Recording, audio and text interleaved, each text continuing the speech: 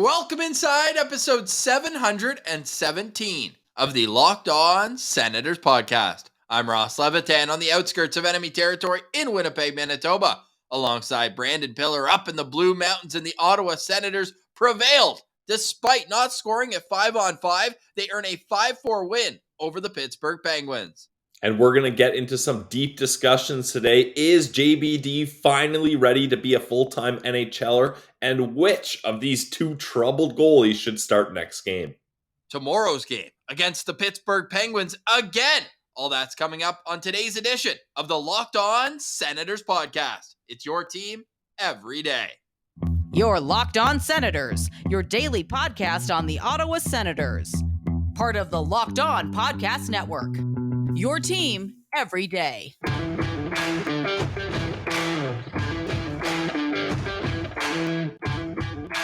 Jake Sanderson, and you're listening to Locked On Senators podcast. I'm Tim Stützle, and you're listening to the Locked On Senators podcast. Thank you for making Locked On Senators your first listen on this Thursday, January 19th. The show is free and available on all platforms, including on YouTube, where the best way you can help the show grow is to subscribe to the Locked On Senators channel and leave a comment below. Today's comment: who starts in goal tomorrow? We need to know, because it's been a tough stretch for both goalies. We'll get into that. Pillsy mentioned JBD, Jake Sanderson, Shane Pinto. The Nodak Sens came to play last night. So did Brady Tkachuk. The captain wins it in overtime. All that is coming up. But Pillsy, I forgot how much I hated the Pittsburgh Penguins. I never forget how much I hate the Pittsburgh Penguins, Ross, but we probably hate the Pittsburgh Penguins just as much as Mike Sullivan hated that reffing crew last night. I mean, if you want to do a victory lap on this one, go check out Sullivan's post-game presser as he was seething about the reffing. He would there was times where reporters are asking questions and he goes to answer and he's like, no, that one's going to cost me 25 grand. No, that's going to cost me 25 grand. Okay, I'm not going to say anything. I don't have anything for you. I'm sorry. Yes. At one point, that's what he said. I don't have anything. I'm sorry. I'm sorry. It's ridiculous. And then a great follow-up question. Were you upset with the discipline of your team at all? That's a risky follow-up question by the reporter there. I thought that was an interesting approach. Yes, it absolutely was. Now, as we mentioned off the top, the Senators scored 4 goals on the power play in this game, and there were a couple bad calls.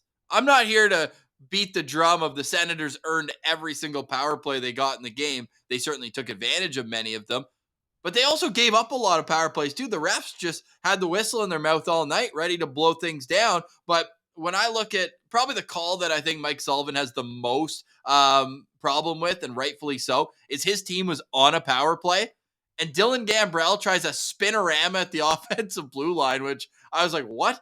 And I mean, it's just like in NHL, the video game, when you try an advanced deke with a player who just can't do it, you just give the puck away. That's pretty much what happened there with Dylan Gambrell. And they called Pierre-Olivier Joseph for a trip, and that one I think was a little tough. I don't see. That's what I thought the call was initially, Ross, but I don't think that was the penalty call. I think the penalty call was later on in the play. He cross-checks Parker Kelly on the way to the box. Well, then was he called earlier there? I don't know.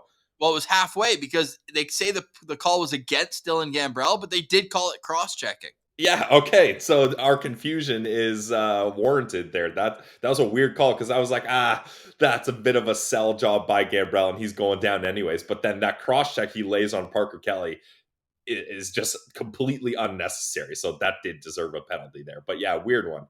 9 power plays for the Ottawa Senators, 5 for Pittsburgh.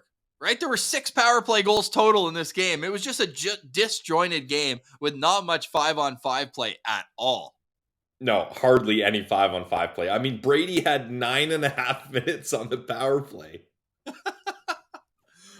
Who led the team in 5-on-5 ice time? And I need to know how many minutes the leader at 5-on-5 played in this game. I'm pulling it up right now because this is what 36 minutes of the game were played at 5-on-5, Pillsy. Almost half. Yeah, I don't know the answer for you here. Yeah, I got it. The answer is, drum roll please, Thomas Chabot with 15 minutes and 57 seconds at 5-on-5. He was the only player with more than 15 minutes at 5-on-5, and you had 3, 6. You had 8 different players with less than 10 minutes at 5-on-5. That's wild. And I mean, like, some of these guys, like Mark Kaslick, only played 5.5 minutes total in this game. Like, it was just a top 6 bonanza, which is perfect for Josh Norris coming back to this game. Yes, we'll get into Josh Norris's return and some great storylines coming out of this one. But you bring up Mark Kaslick's name. Would you like to bring the face-off stat into this one? And by the way, how was Sidney Crosby the second star in the building? I know he had 3 assists, but I don't know. I didn't really notice him other than Tim Stützle breaking his ankles, saying, hey, hop on my back, come for a ride, as he went down Main Street and scored the Sens' second goal. Yeah, that is funny that you mentioned that, Ross, because I was watching the highlights and I was like, man, the Senators did a great job of having Sidney Crosby not factor into this game. Oh, whoops, 3 assists. Like, no shots. Yeah, But no shots. Much to my dismay, I had Sidney Crosby shot over on this one. I just did that, Ross, so that if he did end up dominating, which he usually does, I wouldn't feel so bad about it. But sure, he gets 3 assists, but I agree with you. I kind of thought he was a limited factor in this game. Well, Malkin was certainly Malkin was a big deal in this game, drawing 2 penalties back to back and then scoring on the power play early on in this one. Yeah, he had 2 assists as well in the game in 18 minutes. But both those guys under 50% in the circle. And that's in part because Mark Kaslick had 1 goal in those 5.5 minutes, and that was to win faceoffs against the best players on the Pittsburgh Penguins. Mark Kaslick took 10 faceoffs and won 8 of them. And he went 6 for 7 against Sidney Crosby. And this is what really impresses me, Pilsy. 6 of those faceoffs were in the defensive zone against Sidney Crosby, and he won 5 of them. That's so huge. Like, when you're a fourth line that doesn't allow the other team's top players to get possession in the O zone, that's massive. So shout out Mark Kaslick. I mean, 5.5 minutes, but that's a major impact for a guy like him. And we're talking about how the bottom 6 could be improved. Still no word of what happened with Matthew Joseph, except DJ Smith said today that he will be in the lineup in Pittsburgh. So hopefully the Joseph family, maybe they rent a bus or something and get everybody down for that game. I know the parents were planning on going. Taylor Haas's article that I brought up yesterday did say that the parents will be in Pittsburgh as well. But hopefully the family can get there too, because that's disappointing that they didn't get to see Joseph play. Obviously, we had strong takes on that on yesterday's show. But back to the game, Pilsy. Who did you have last night in the postcast as your standout? And would you like to have a second? Well, I had Tim Stützle as my standout only because I handed it over to Martian first. Brady was the guy. I mean, it's his best night ever, 4 points. He gets the game-winning goal. He gets 4 shots, hits on that over on the shots. You love to see that with the game-winning goal. And just another thing I want to add to this, Brady Tkachuk is the perfect guy to be the captain of this team. Like, the stuff that he was doing with that young kid, I believe his name is Daniel Maloney, is just... Maloney. Okay, sorry, I was close there. It's just awesome. Shout out Kyle Bukauskas for the way he conducted that post-game interview in the hallway after, where he got Brady and Daniel to interact with each other. That's a tough skill as an interviewer, because you're used to just being like, I'll ask you the question and I'm kind of begging for something that I can follow up with. But for him to like create a conversation within the conversation between Brady and Daniel, I thought that was super special and very well done by Kyle.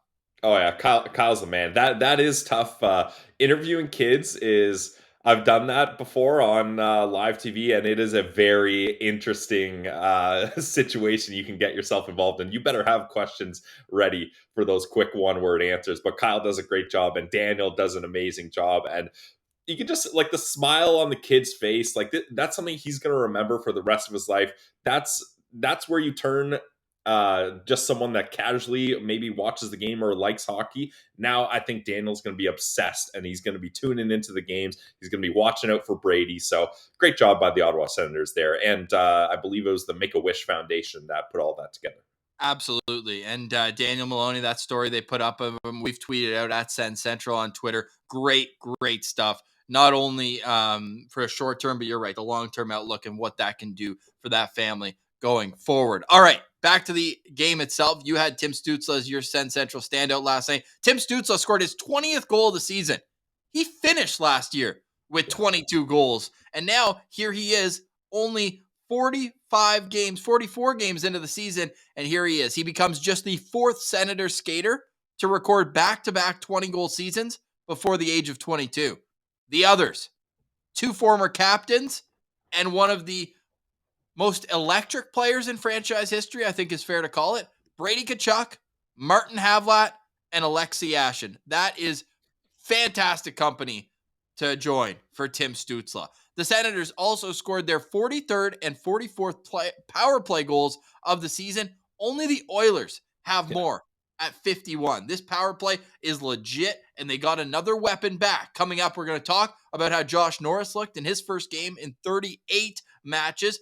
JBD, full-time NHLer? Yes or no? Let us know in the comments. And who should start in goal tomorrow night? It's been a tough stretch for both Cam Talbot and Anton Forsberg, and they're going into a tough building that isn't only tough to play in, but some PTSD for Sens fans when they see the PPG Paints Arena in Pittsburgh. All that's coming up. You are Locked On Senators.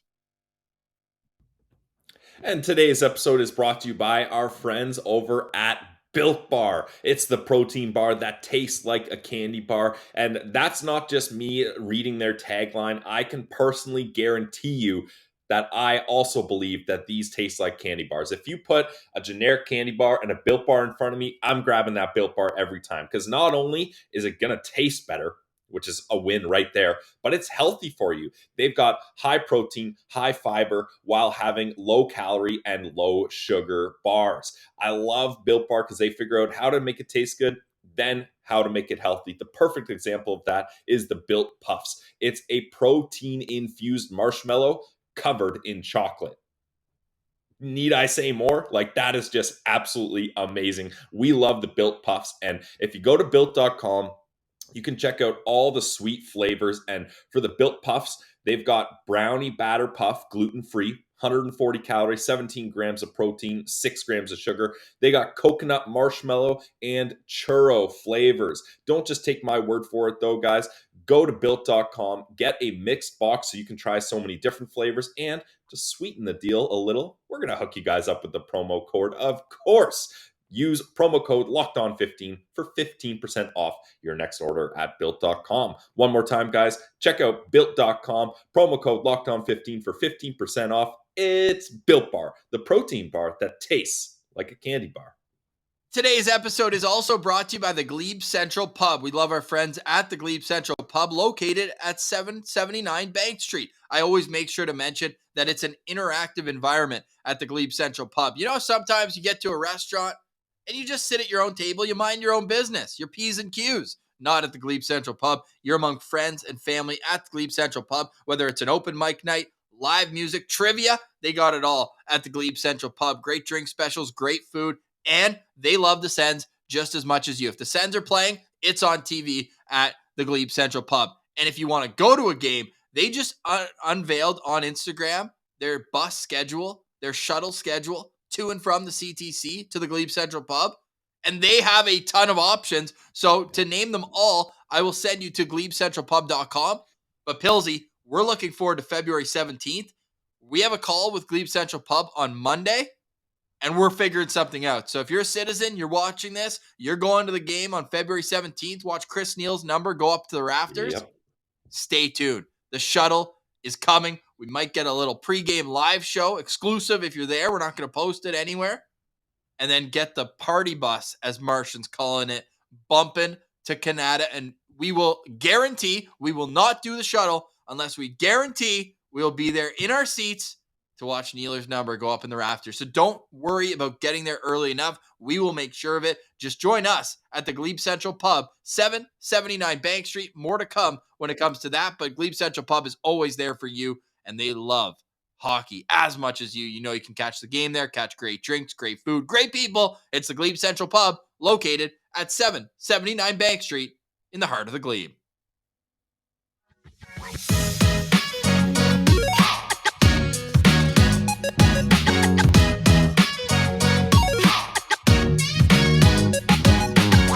All right, Pilsy, Sens win 5-4 in overtime against the Pittsburgh Penguins. The team that's still holding down the final playoff spot. So as much as it's nice to have a win, the Sens haven't had a whole lot of them recently, I was disappointed when Rickard Rakell tied the game up in the final 8 minutes of the third period. Ottawa just taking the lead. Shane Pinto, beautiful rocket, ends a 14-game drought.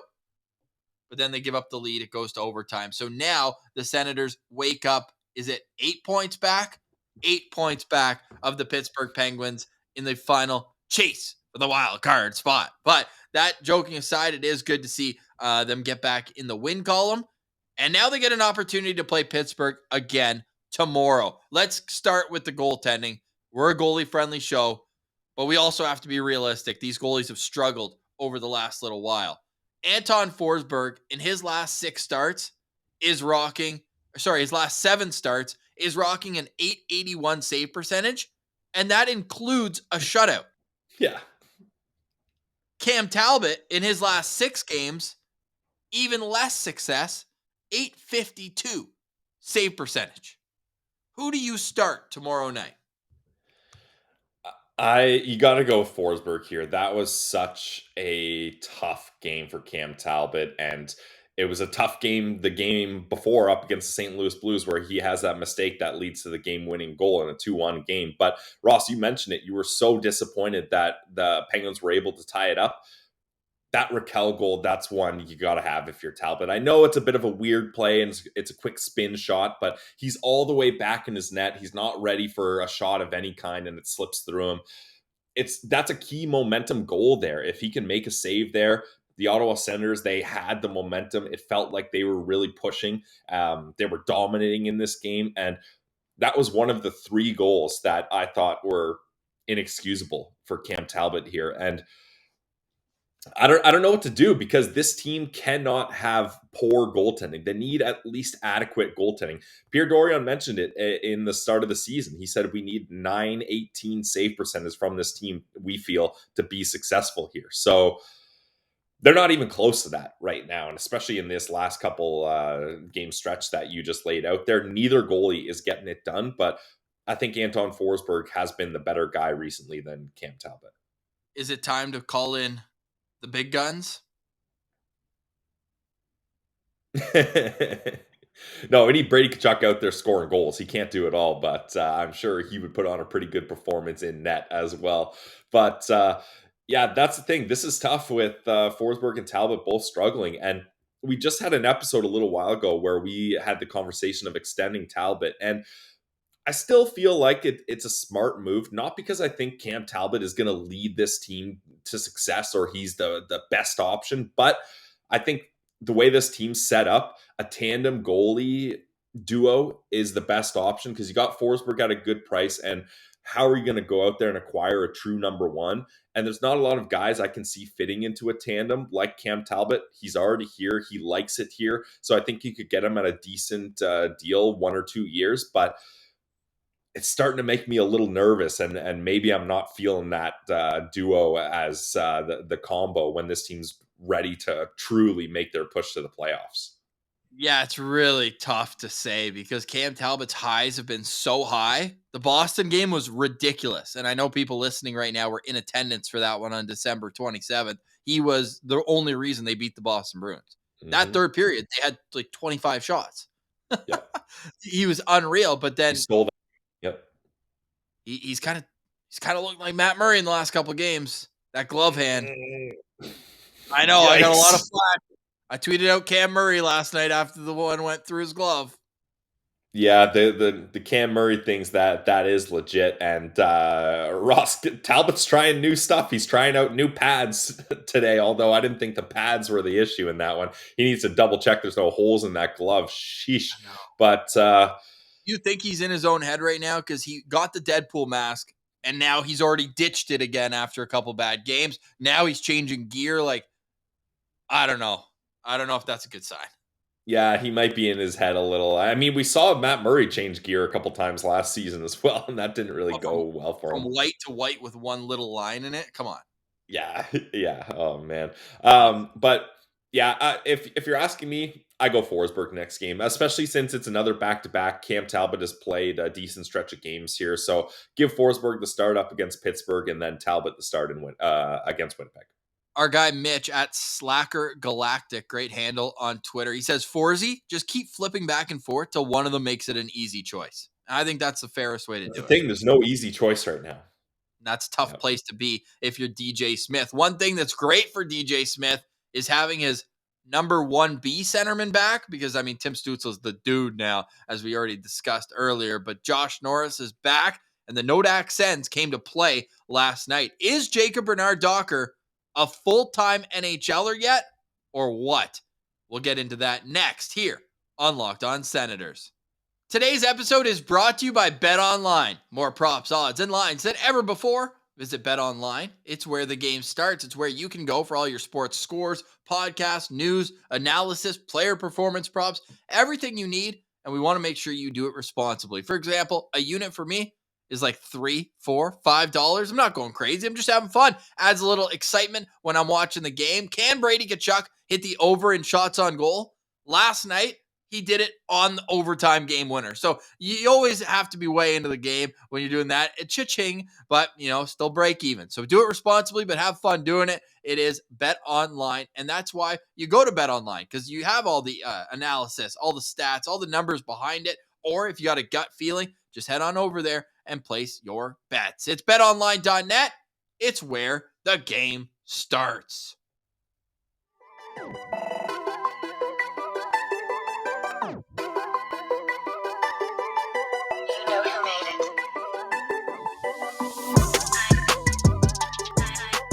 All right, Pillsy. The Senators win 5-4 in overtime. Beautiful play by Tim Stützle, weaving up the ice, finding Brady Tkachuk, cutting across the middle, and he makes no mistake past Casey DeSmith. Now, for more in-depth, immediate analysis, you can head over to the postcast wherever you get your podcast, and it's available on YouTube for replay purposes, so you're welcome to go catch up on the postcast there. But Pillsy, here on Locked On Senators, we get into more wide-ranging conversations. And today I have two that I want to bring up. Would you like to start with Josh Norris or Jacob Bernard-Docker? Let's start with Norris. Perfect. As we should. Because he gets the goggles after last night's win. He's using so much KT tape, by the way, on his shoulder. Did you notice? I thought he had a new tattoo. Honestly, I was like, holy crap. The guy goes out for a shoulder injury, then gets it inked up. What's up with that? But a closer look, it was just a lot of tape. Yes, if you're watching on YouTube, I'm going to pull it up right now because it was astounding. I think I'll say, just being like from far away, you're right. It actually looks like a tattoo, but he gets the goggles in last night's game, just jacked up. Look at the way Shane Pinto's looking at him. He's like, yeah, great to have you back. Slots me in to a better position at third line center. And Josh Norris, how nice was it to just, when you're watching in the first period, just seeing him with his stick in the air on the power play, just waiting. And he got two opportunities, and one of them just barely missed the net. But it was just awesome to see him back. And it's going to take a little while, I think, for him to get back normal. He did not take a single face-off in last night's game. We knew that going in, but they followed through on that. Finishes the game with 2 shots on goal, 1 takeaway, 1 block shot. Pillsy, I know over 5 minutes was on the power play, but it's great to see that even though they were limiting him outside of the faceoff dot, he wasn't limited in ice time. He played 19 minutes and 14 seconds in that game, 52 seconds onto the penalty kill. Did have that 1 boarding penalty on Malkin. You could make the argument that Malkin turned at the last second, but it didn't look great. It was definitely a 2-minute penalty. So gets that. He's back, but it's great to see. Yeah, and Ross, you know what? I want to keep him on that second unit. I think you keep the top unit how it is, because on that second unit, having Pinto and Giroux are so dangerous together on the power play. Giroux's able to set up Pinto for that bumper quick play, and having Norris as a guy that can just take clappers from the right circle, I think you keep that power play unit as it is. You know what I loved when they scored that go-ahead goal in the third period, Shane Pinto's power play goal assisted by Brady Tkachuk and Claude Giroux. The reason I bring up Tkachuk, who had 3 primary assists last night. Not only 3 assists, 3 primary assists, and then the overtime goal. You mentioned it, his first career 4-point game, But on Pinto's goal, I tweeted it out as well. I was like, man, this is a power play unit, and power play 2 is kind of the funniest. And the reason why it was so potent is because they just kept Brady Tkachuk and Yep. they kept they just kept Brady Tkachuk out for the whole power play. And because they're moving it around, like you said, Norris starting on the second unit. Like a second unit of Tkachuk, Norris, Giroux, Pinto, and Sanderson, that's probably as good as a few first units in the NHL. Absolutely. And that's the thing. Like, I know some people are like, wow, Giroux's brought in and he's on the second power play unit, or there's no way you can have Norris on the second unit. I mean, this is more a 1A, 1B type of thing here. And we've talked about this. When this team's healthy in their top 6, it doesn't really matter. It's just a matter of who starts the power play and who changes after. That's all. That's the only distinctive factor between the two of them, because when you're clicking at the rate that the Ottawa Senators are, you mentioned it, second most power play goals in the entire league. It's pretty damn good. Super impressive. And for them to show their coach confidence in putting Norris on the second unit with 4 power play goals, Alex DeBrincat, Tim Stützle, Drake Batherson, and Shane Pinto, the Sens win 5-4 and didn't have a single plus player in the lineup. I mean, that just tells you what kind of a weird, wacky game that was. But it was also a game where I thought Jacob Bernard-Docker did a fantastic job. Now, he only played 14 minutes and 36 seconds, which was actually 4th on the decor. Eric Branstrom only played 10 minutes and 35 seconds, and Nick Holden only played 11 minutes and 32 seconds. A top-heavy game. Chabot 26-20, Sanderson 23-24. But I thought he did a great job. And whenever he was going head-to-head against a top opponent, whether it was a Crosby or one of their top 2 lines coming down the wing, I think he's just perfectly unnoticeable. And I hope he never plays a single game in Belleville again. Yeah, it's definitely an interesting topic here, because I think with Zub and Zaitsev out, obviously he's the guy you want there. Like, it's a no-brainer. But when both those guys come back, I wouldn't be too upset if they brought him back down to Belleville. Not because I think it's absolutely necessary or he's not ready for the NHL, just because I think if you can get that Belleville team rolling and they can have a little bit more success in the playoffs than last year, I think that would be really good for his development. But JBD is ready to play in the NHL. So I think either option is great. And if this team starts stringing along some wins here and can actually make some sort of push, I'm doubtful if that can happen. But if that does happen, I want JBD here battling along with these guys, because I think come next year, there's zero excuse for him to play anytime in Belleville. So I think he's on the cusp of it right now. I'm fine if he goes down and plays big minutes and pushes for Belleville's playoffs. I'm fine if he stays up here and works on developing chemistry with Thomas Chabot too. Oh, no, I just love watching him play in the NHL. And when you look at the chaos agents that are Nikita Zaitsev, Travis Hamonic, and to a lesser extent, Nick Holden, who I think is really kind of hanging on right now. He looked great last year, and I think he earned this contract. But at the same time, he's getting older. I mean, what more can you say? He's 35 years old now, turning in his 36th year, turning 36 in May. And I just think that if he can be kind of a 7th guy in and out of the lineup, that's probably for the best. And in that case, then when you have Zub back, you can probably take out Holden, I think, before I take out Jacob Bernard-Docker. Yeah, I would agree with that. Even though I think Brandy and Holden as a third pair has been pretty good, to be honest. But I mean, I agree. I think Holden as your 7th guy is the right play here. Yeah, well, let us know in the comments what you think about Jacob Bernard-Docker. And we do also have an update somewhat. We were expecting it, but we do have an update. Mathieu Joseph did speak to the media, and so did DJ Smith. Joseph saying, this is from our guy, Ian Mendez, quote, "I'm just going to talk about this once. This was an internal thing. I did a mistake, and I was ready to assume the consequences of it. And this is on me, and it's my responsibility. I know I can do better, and I will. He will be back and have a chance to play against his brother on Friday. I like that he took the responsibility. I still think it could have been communicated by DJ Smith a lot better yesterday. Maybe have this conversation that they're having yesterday instead of today. It would have just been a one and done story. Maybe a bit of speculation. What did he do? Doesn't matter.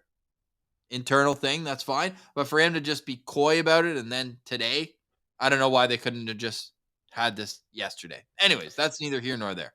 Yeah, I don't know. The only thing I can think of, Ross, is when DJ was doing his presser, Daniel was up there with him. So maybe he didn't want to get into like a big negative discussion. He just kind of wanted to keep things rolling. I don't know.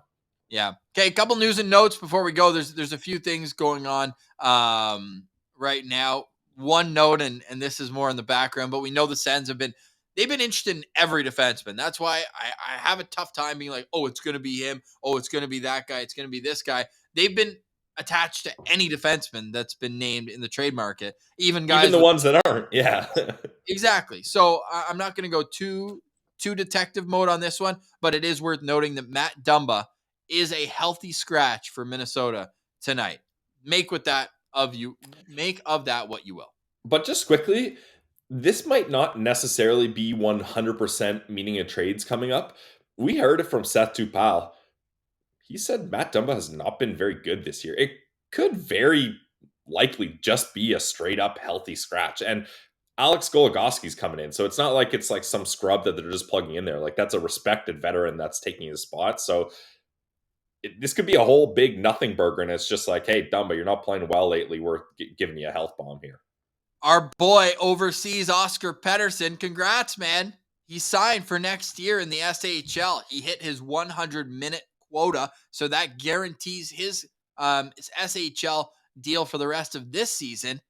And now he's back next year, so that's great for him playing pro hockey now, and it'll be great for his development into a power forward. You want to be a power forward, you got to play against older players and assert yourself that way. He's got a goal and an assist in 14 SHL games, but his ice time is consistently between 10 and 15 minutes, which you can't often say about those. Like he's playing the same amount in the SHL as he did in the World Juniors. So make with that what you will. I know some people thought he was playing less than you would want. I love it. And now he's going to have this much experience in the SHL this year, and then he'll be at the World Juniors next year. And I think that's where we'll really see his next phase blossom. And this is a really big deal, Ross, because we found out a little bit more about the inner workings of the SHL. If you play under 100 minutes, then they don't have to pay you a full, proper pro contract. And that's why you see so many mind-boggling moves in the SHL where top prospects, like guys that are going to get drafted in the first round, are playing 2-3 minutes a night or just not playing at all because these teams want to keep their budgets down. They don't want to have to pay these guys. So Oscar Pettersson is so damn good. The team's like, screw that. We don't care about having to pay him extra. He's so good. We want him on the team. He's ready to play bigger minutes. And they let him blow right by that. And now Oscar Pettersson, cha-ching, he's going to be like making a little bit more on his bi-weekly paycheck. So you love to see that. Love to see that. You also love to see a mayor do good for his people. The only problem was he was wearing the wrong jersey. Carson Latimer went back to Prince Albert, his first time there as a member of the Winnipeg Ice, and he scored his first goal as a member of the Winnipeg Ice. It was a 1 goal in an 8-1 win for the Ice last night. So great to see Lats get on the board. Hopefully there's a few more where that came from. We'll have to catch up with him here coming up. We're going to do a kind of an interview week coming up because Didn't we just do that? Well, yeah, we did. And I'll let you promo who we had on. But from January 31st, so February 1st is the first day without a Sens game. They go 10 straight days without a game. What are we going to do with our lives? Oh, my God. There's some guys we got to get either back on the show or on the show for the first time. So stay tuned. I gotta get in the lab here. And guys, I know we already have a comment question, but leave a comment of guests you want us to see go after for the big interview week coming up. The mid-season bye week, pretty much, where it's All-Star game. So we'll have some All-Star content. By the way, we'll find out later today who the final All-Star voters are. So find out that. I have a sneaking suspicion who one might be if Sens fans had anything to do with it. Who do you think the final 2 players and goalie are in the Atlantic? Tim Stützle, obviously. And I haven't seen any other All-Star hype, but they were talking about this on 32 Thoughts, the podcast. It would be probably pretty crazy for Austin Matthews not to make an appearance at the All-Star game because some other Leafs player, I'm blanking on his name, was a guy that was voted into the All-Star game. Crazy. Yeah. I don't know. Minner? Marner? Couldn't tell you. Yeah. Couldn't tell you. There's also a big voting push for Cole Caulfield as well, but doesn't really make sense to me for the last place team to have 2 All-Star nominees. Yeah, and isn't the All-Star game for good players? Yeah. I thought. 5 on 5. All jokes aside, I mean, we can't even like have that take anymore. yeah. I tried to set you up for one there, but yeah, it is tough. Yeah, he's too nasty. He's such a good goal scorer. But it just would be wild to me that like a team like Boston would only have 1 All-Star. Like David Pasternak's 3rd in the NHL in points. Like Pasternak like has to be there. No. Yeah. Anyways, So Timmy, Matthews, Pasta, and let's get Matt Murray to the All-Star game. What do you mean? It's only 2. It's 2 players and 1 goalie. Oh, damn. Okay, let's have Austin Matthews play goalie then. Yeah. Hey, Brady's already there. Just tell him to strap him on. True. I think realistically it'll be Pasternak and then either Stützle or Caulfield, whoever wins. So no, you're out on Matthews making it? I mean, Matthews are. If we're going by how they are, it should probably be Pasternak and Matthews. No. Yeah, but I mean, it's a fan vote, and the fan voting for Tim Stützle. Obviously, our Twitter timelines are biased, but it's like that was insane. It was insane. We'll find out later today. But the goalie, I feel like it has to be Vasilevsky. There's no other good goalies in the Atlantic Division. Yeah, Ullmark's already there. Yeah, Ullmark's already exactly. Like after Vasilevsky, I'd probably say Swayman would be the next guy. Yeah. Oh man. Oh, seriously. Like neither of Toronto's goalies, even though we voted for Matt Murray. Neither of Ottawa's goalies, neither of Buffalo's goalies. Craig Anderson, get Craig Anderson to the All-Star game. Love it. We'll find out later. Let us know, who do you think will be in the All-Star game? Lots of questions. Hope you guys are paying attention as well. Let us know in the comments. Any final thoughts, Philzy? Final thoughts. Belleville was in a classic. Like, this is the most classic Belleville versus Toronto Marlies game ever. Ross, how many of these did we cover? It seemed like every time the Marlies were in town, we were responsibly emptying our accounts on the over because it's a coin toss who wins them, but it's always a high-scoring game. I love you said a coin toss. A coin toss, man. I can't speak Anglais very well here. But unfortunately, it was a 6-5 shootout win for the bad guys. And the worst part about it, Ross, our old friend, Logan Shaw, the captain of the Belleville Senators last season, goes over to the enemy side. He's the captain of the Marlies now. He scores 2 goals and an assist and gets the shootout winner. And unfortunately, Igor Sokolov's perfect shootout streak is snapped. Did we mush him? Maybe, yeah. Damn. Oh no! All right, we'll get into that more later if we need to. My final thought is interview week is over, the last one, and we really appreciate the last 5 guests on this show: Igor Sokolov, Troy Mann, Mark Mathot, Mike Rupp, and Scott Wheeler. So if you missed any of those, go back and find those wherever you get your podcast. Maybe while you're doing chores on the weekend, you can go relive a couple of those interviews. Do it for us because we need the numbers to stay high on those, because the Locked On philosophy is 30 to 40 minutes is like a nice bite size because we do so much. The last 2 days have been hour and 5 minutes each. So make sure the numbers look good and then we're all good. And also, I went and checked the Apple podcast reviews and we did get numerous 5-star reviews with the word Zoo in it. So those are appreciated. Keep them coming. Josh Yo, you just made the list. What's up with away team media chirping Ottawa this year? We had the guy from Buffalo come in and say, your music's too loud intermission. It's just a guy yelling and screaming. Yeah. Last night, the guy goes, Ottawa fans are so strange. They're the only place that boos Sidney Crosby. Are you new here? Also, they weren't really booing Crosby. They were booing Malkin. Like, good. Boo them both, man. Like, Yeah. learn the history, I guess. Like, has he ever played Vancouver in the playoffs? Edmonton, Calgary, Winnipeg, Toronto, Montreal? No. Yeah. Has he played Ottawa? Oh, yeah. 5 different times. Get out What of a here with that. lame take. Yikes. And when you have an air horn like they do in Pittsburgh, you can't say anything about annoying because that thing is the worst.